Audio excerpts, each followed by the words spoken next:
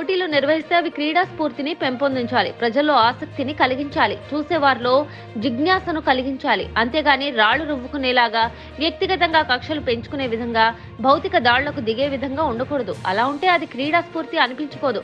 ప్రస్తుతం big boss నిర్వాహకులు చేసింది కూడా అదే.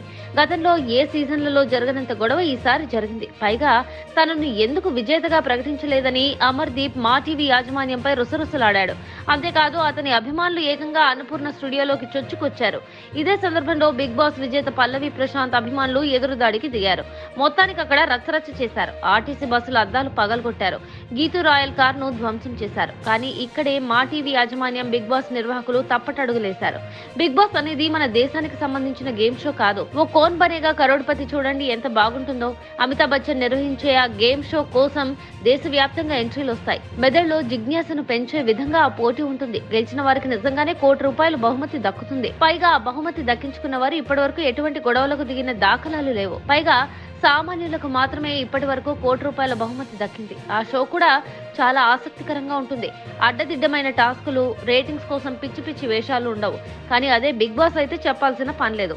హిందీలో నిర్వహించే బిగ్ బాస్ అయితే హద్దులు దాటుతుంది. అందులో వచ్చే కంటెంట్ ను రాత్రి 9 తర్వాతనే ప్రసారం చేయాలని ఏకంగా ముంబై హైకోర్టు ఆదేశాలు జారీ చేసిందంటే పరిస్థితి ఎలా ఉందో అర్థం చేసుకోవచ్చు. హిందీలో అంత కాకపోయినప్పటికీ మన దగ్గర కూడా బిగ్ బాస్ అనేది ఓ చెత్త షో అని చాలా మంది అభిప్రాయం.